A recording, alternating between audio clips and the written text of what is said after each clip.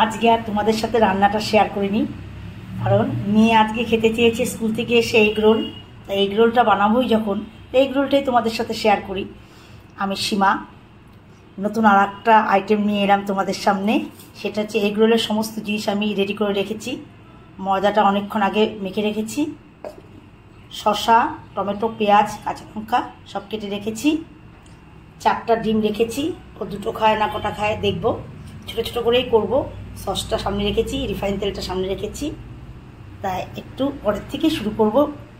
মেখে রেখেছি, 5 মিনিট ময়দাটা একটু থাক, তারপর থেকে শুরু করছি। সব রুটিগুলো বেড়ে নিয়েছি, 5-6টা হয়েছে, দেখি কটা হয়, কটা করতে পারি। রুটি তো গড়েই নিয়েছি, কটা করতে পারি দেখি। মেয়ে তো 2টো খাবে, গড়েই দিয়েছে।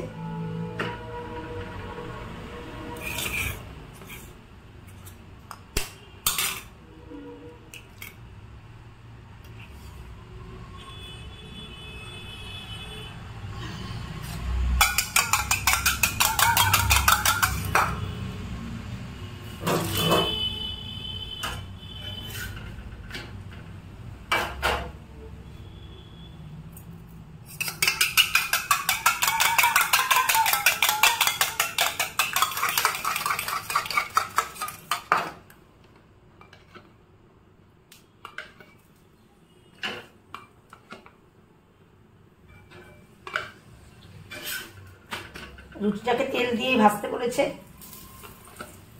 ও শুকনোটা খাবে না।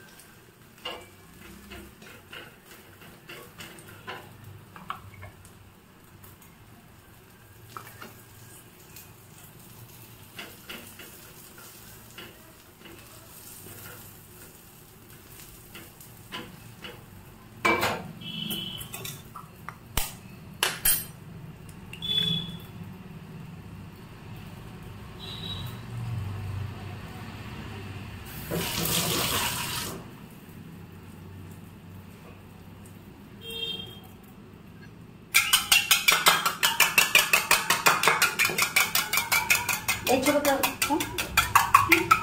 এই বস্তুটা ভালো যায়।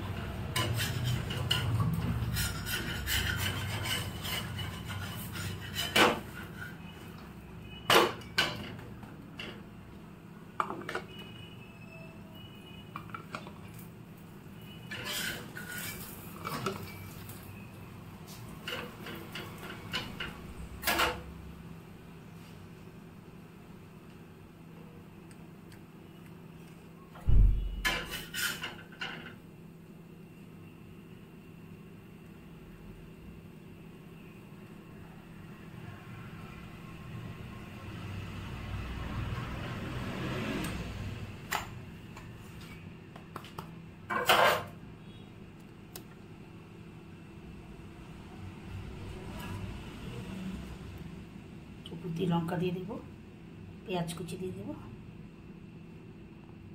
টমেটো কুচি দিয়ে দেবো, শসা দিয়ে দেবো,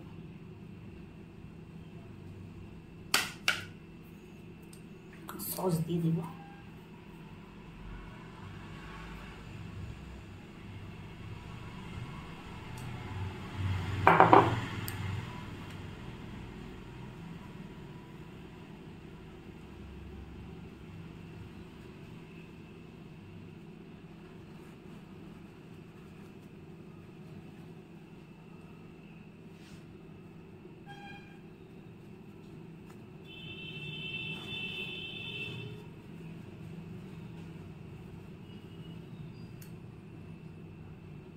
এই যে একটা হয়ে গেছে,